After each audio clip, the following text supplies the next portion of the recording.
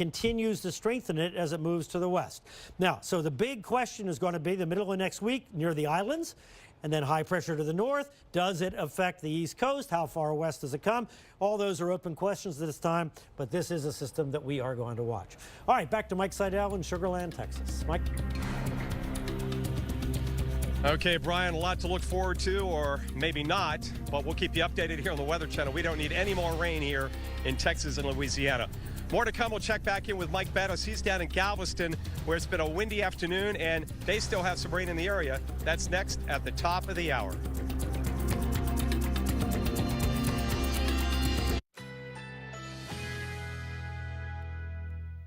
Currently in our area, 77 degrees under mostly cloudy skies.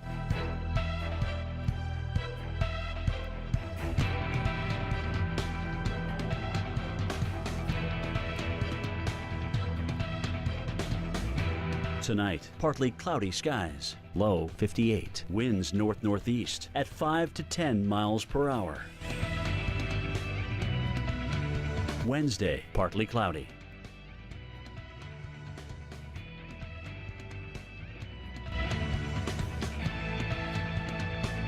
Wednesday night, clear skies, low 59. Winds light and variable.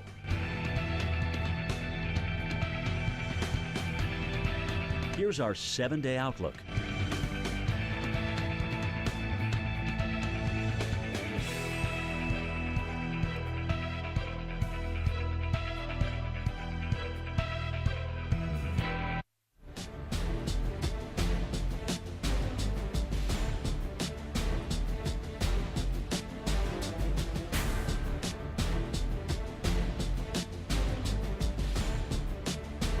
And we still continue to have tornado warnings in southern Louisiana. The one that was coming toward the New Orleans area, that warning has expired. The storm has weakened, but off in the area between Lake Charles and the Lafayette area, 3 actual tornado warnings there. That's the area off to the north and east of the tropical storm center, and that's a typical location for that. The eastern of these warnings we've talked about before. That storm seems to be weakening as it goes in across I-10 between the Crowley and the Rain area of Acadia and Lafayette parishes. That now would be coming up toward Ellis, for example, in Louisiana at about 612, Maxey at about 614. These storms going northwest at about 20 to 25 miles per hour. West of that, 2 warned storms in close proximity in Allen and Jefferson Davis parishes going northwest. One of those would be coming up toward Edna at about 614, the Pentecostal Church 619, and then just west of that, closer to the Fenton area at about 604, and then heading up toward areas south of Reeves. So storms that have produced tornadoes. We've had tornadoes near the Morse Jennings area and the Evangeline areas out of some of these storms. So Mike Seidel, some storms that could produce brief tornadoes in southern Louisiana tonight. Yeah, that's been the hot spot today, not the state of Texas. Back here in Sugar Land, Texas, the sun is coming out. We've got a nice breeze from the north, so it's a much better afternoon. The rain has left us here on the west side of town. Look at the water. It's still not receding fast enough. It's come down a little bit, but this neighborhood and many neighborhoods here have had a mandatory evacuation. Some folks have stuck around. In fact, just talked to a gentleman who's going to try to get in there and get his mom. His mom's fine, but she just can't get out through the water, which is about 3 feet deep. And down here we've got this Honda, which is stalled out in the water on the street. It stalled out probably late yesterday or last night, maybe early this morning, because this time yesterday the water was just beginning to fill the streets. This is all because there's been so much rain.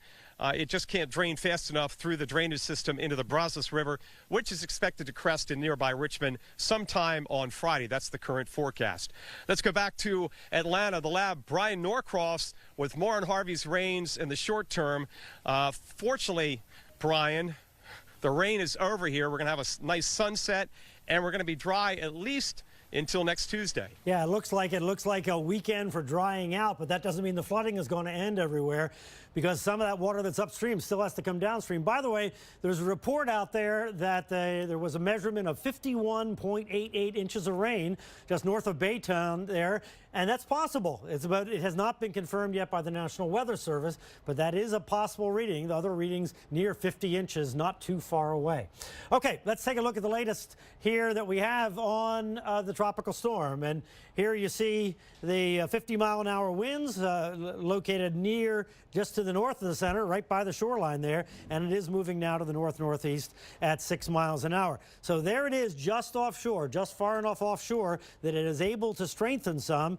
And here's the movement forecast by the Hurricane Center. Notice that overnight it's still in the general area and still producing winds coming from the north in Houston. And that's going to keep the water moving into Galveston from the north, but it's also going to help drain things out of Galveston Bay a bit. But it's also going to bring the moisture on up into the Mid-South and the Midwest. So all this area is subject to getting some of this tropical moisture from Tropical Storm Harvey. It's going to be a while till all this is done. Here we are on the radar for Houston. Look at that. The west side of town now is drying out. The east side just has light rain, and that's going to move out, and they're going to be okay tomorrow. But here's where the strongest winds are, in this band right here. And look to the north. As we go and check out Louisiana here, this is where the most intense rain is. And in that area, we have this flood warning, which is actually a flood emergency in Hardin, Jefferson, and Orange counties in southeastern Texas. And the rain is just going to continue there. Here's the issue for Houston. All these incredible amounts, and this, if that 51.88 is right, but in any case, around 50 inches of rain was just north of Galveston Bay, right in there. And then it's kind of an arc right in that area there where there's tremendous rain, and all that's feeding down to the Galveston Bay, and it's just kind of filling up. The bay can't drain it as fast as the water is coming in from the north. And then north of Houston, tremendous rains, and all that's got to go through the city along with the rain that fell in the city. So that's why we have this incredible widespread flooding problem across the Houston area. How about the forecast now? Here's the center. There's the tremendous moisture as it moves on out. So this model has it in Houston a little longer than I think is right, but the general idea is correct. As the center goes up this way overnight, notice the heavy, heavy rain, dangerous rain there in southeastern Texas and in western Louisiana.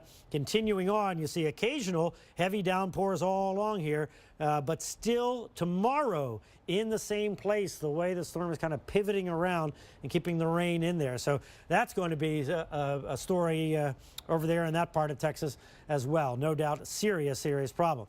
And as Mike Seidel was talking about just a little while ago, looking ahead to next week, the question is, when is it going to rain again? Well, the models are putting a dip in the jet stream back here in Texas, kind of an upper low, digging down into Texas, and that's going to want to pull moisture up from the south. So the idea is some kind of moisture plume, at least a moisture plume. Yes, there could be some kind of tropical something or other about this, but let's not think about that right now. Let's just be ready for the fact that there might be moisture in the Texas or Louisiana area, tropical moisture coming up with significant rain sometime about Tuesday. So just keeping that in mind in terms of thinking about what we're going to do as far as, you know, planning for eventualities there in the Houston area.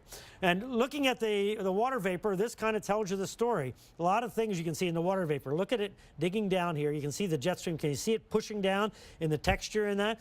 So it's dry air is pushing in, and you actually have a dry slot in here, and that's what on the backside has dried out the backside of the storm, and that's why Houston is good. But also we have this storm in here that's still feeding tropical moisture in right there, and it's focusing it right on the Beaumont area over into Lake Charles. So those folks, unfortunately, that's another, I'm sure, potential disaster happening there in those other cities while all this is still unfolding in Texas. All right, Mike Seidel, back to you. Yeah.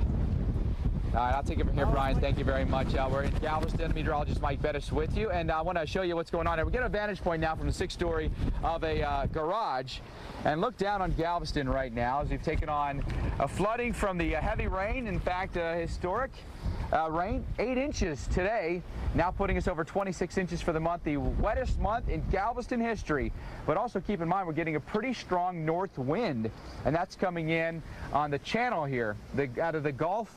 Not the Gulf, excuse me, the Galveston Bay. So it's coming in from the north and in through the shipping channel where some of the cargo ships will come in and where the cruise ships will come in. And that water is now being pushed into the historic Strand area of Galveston. I mean, it's a mess right now. Many streets, several blocks are underwater right now. One thing that we have observed, however, you go a little bit farther south, so the road goes up a little bit. And as it does, it seems like the water's pulled back maybe a block or so. When we first arrived here about 4 hours ago, the water was, I feel like, 1 block farther up. And now it's come back a little bit, which is maybe some good news here. Especially when we can get a wind shift here where the wind's not truly coming directly out of the north and coming perpendicular to the island and pushing the maximum amount of water into this area. And now that it's stopped raining, that definitely helps for sure, and we can get the storm drains to do their work. The Marines are here, by the way. The Marine Corps has come in and brought a lot of vehicles. They've staged them over on Seawall Boulevard. Several large transporters, high-profile trucks where you can carry dozens of people at a time, but they've also brought in roughly a dozen amphibious assault vehicles. These are the vehicles with tanks. They can get through pretty much any terrain and then get out in the water if there are people out here on some of the barrier islands that may need assistance. We've had a tremendous amount of wind and rain, by the way, in Bolivar Peninsula there. That's an area just to the north that took a really hard hit from Mike, and they could potentially be responding to areas up that way. Right along Seawall, though, and on the south side, the face of the Gulf of Mexico, we've been in really, really good shape. There's hardly been an issue there. That's the tallest part of the island. They haven't flooded there. There's still electricity there. And it's been really good to see that those areas, a lot of places where the tourists will go, is in good shape. But some of the historic area, the old Victorian homes, those areas have had some water. So they're in they've taken on a little bit of water in some of those neighborhoods, but not a lot of that water is getting into the neighborhoods. And what the water is that we see right now is not a life-threatening situation. Just want to make that point. Even though we have water here, it's manageable. It's not getting into homes, and people are being forced from their homes right now. So that's the latest here in Galveston. Obviously, we do have issues with the water. It's going to be a lot of cleanup for the people that have businesses here, for some of the people who've had water into their homes. But if we can give this another day without rain, a lot of this will come down, hopefully, and then we can get in there and do some assessment and hopefully begin the cleanup process. It could be a long process with literally hundreds and hundreds of businesses and homes that have taken on a little bit of water today. Back to Mike Seidel. Tonight, Mike, I loved what you said earlier. It feels like a nice fall day, and just little moments of sunshine is exactly what Houstonians have been waiting for.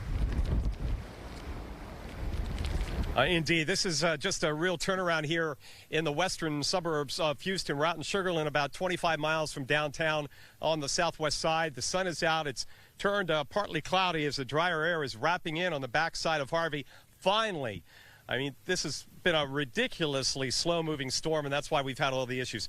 Typical tropical storm hurricane, 4 or 5 inches of rain in and out. That's it. Far from it with Harvey, and you can see the remains of the water. We're still waiting for this to drain out. It's draining very, very slowly because it all feeds eventually into the Brazos River, which goes down towards Freeport and into the Gulf of Mexico. By the way, the river, starts up north of Waco, I believe, comes down through College Station and the Bryan area. Now, it hasn't rained there for a couple of days, but we've got all the water here in the watershed. So once they can get it pumped around the levees and get it downstream, it's going to take time. The Brazos is still forecast to crest at 57.5 feet. That would be a new record, topping the one by about 3 feet set just about 14, almost 15 months ago, June 2nd of 2016. And by the way, 4 of the top 6 crests in Richmond, Texas on the Brazos have occurred since 2015. Talk about extreme weather. Meanwhile, we look behind us, and they are pulling out someone who was okay. It was someone's mother, I believe. She was fine. She was in no danger, but she wanted to get out of there just in case the water came back up. And right now we're watching them. They went in with a boat, these gentlemen, and they have pulled her out. And it looks like she may have come out with her daughter. I'm not sure. We'll maybe get a chance to talk to them in a few minutes. But this, again, some of the scenes we've seen all over Houston, not as serious here as in some areas because the water is not as deep as we've seen like over in Dickinson. Right here you can see the water is about 2.5 feet deep. But they're pulling the lady out. It looks like, I can't tell if the younger woman in front of her has does she have a pet in her arms, or is she just holding on to something? I'm not. What's that? Yeah, it's hard to tell. I'm talking to Mark Weiss, a photographer, but this is yeoman's work here. These guys came in just trying to help out folks, trying to see what they could do with people back in this neighborhood. And as you can see, actually they're bringing out, looks like a couple now. It's just hard to see from the distance. Now they're getting a bit closer, but they're pulling them out through the water. They're going to take them off to the left, screen left to their right, and up to higher ground and get them to a place tonight where they can sleep without worrying about the water coming up. Although right now we're not expecting it to come up any higher because the rain is over with and it has already begun to drain back. It's dropped off at least 6-8 inches since earlier when it was covering the sidewalk. Let me see if I can get a word with these folks. How are you guys doing? We're live on the Weather Channel. How's your house back there? You're dry? And what's the plan now? Get to a safe place tonight? So, okay, you're going to meet your son and stay with them. Good idea. But your house is fine. Okay, good to hear. How about any of your other neighbors back there? Are you going to go back in? Okay, great work, guys. Okay, all volunteers from the community. Great work. Thanks, guys. So, as you just heard, they're going to go back in and bring some other folks out. This couple, luckily their house is okay, but they wanted to get out and get to higher ground. As she said, she's going to stay at her son's house tonight. Jay Gray has been in Houston the entire time. Let's check in with him, find out what the latest is from his part of this city, the fourth largest city in the country. Jay? Yeah, Mike, and the fourth largest city in the country really swallowed by these floodwaters. We're just getting a spitting rain right now in the Clear Lake area. Still raining, though. You just saw those volunteers, and what a great job they're doing. There are so many volunteers in this city right now, and so many that are working around the clock. You know, usually in these types of situations, especially flooding, nighttime means that's an end to going in and trying to pull people out. You can't see what's going on in the water beneath you. You can't see where it's deep, where it's not. Because of the dramatic need here, not only those volunteers, but the Coast Guard as well, working through the overnight hours. The Texas National Guard working through the overnight hours. I think that speaks not only to their dedication, which is just heroic here, but also to the level of concern there is right now for so many who are in danger of these floodwaters. We know that more than 17,000 are already in shelters here. The convention center in downtown Houston originally set up for 5,000 evacuees. They have 9,000 there now, and that could grow. We know that thousands have been flown to Dallas, to the north, so they can find a place to shelter. And today, the mayor of Houston, Sylvester Turner, who we expect to hear from shortly, said that he believes by the time this is over that there will be at least 10,000 more who need a place to stay. Mike, back to you. Okay, Jay Gray, appreciate the update. Again, back here in Sugar Land, southwest of Houston, downtown Houston by about 25 miles, where the sun has come out about 2 hours ago. We've got a drier wind from the north and northwest. So finally, we've broken this stretch of rainfall we've had since Friday night and Saturday morning. Remember, we had landfall about 10 o'clock central down near Rockport, which was well south down the coast. But then those bands came in, and as the circulation slowed down, we ended up with a rainfall here. Now totals approaching, in fact, we've got one confirmed report of just over 50 inches of rain, which makes it the wettest tropical cyclone on record in the United States. And you know, even beats the numbers that we had with Allison back here in 2002, I believe. We're awaiting the press conference from the mayor of Houston right now as we're into the 6 o'clock hour here in Houston. Harvey has been one for the record books in many areas.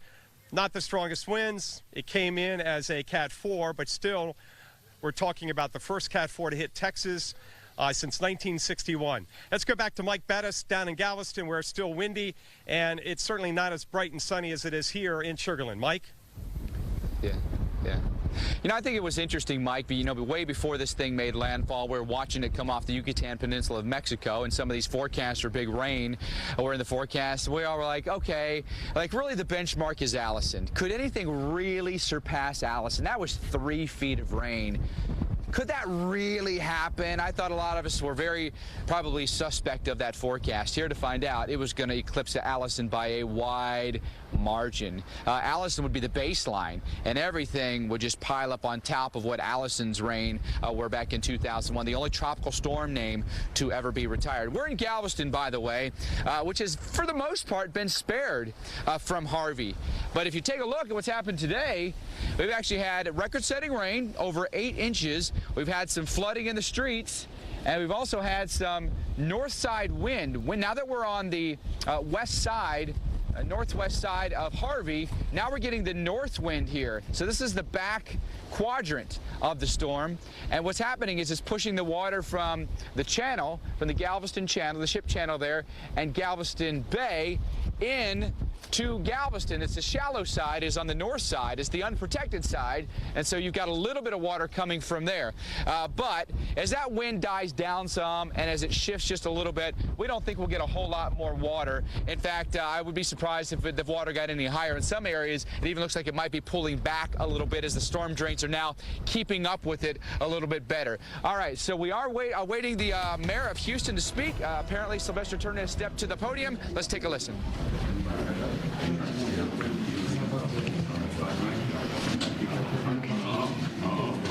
Place me where you want me. I'll stand next to him, and you've got to have law enforcement behind you. Yeah. Yeah, it's important to have the chief there.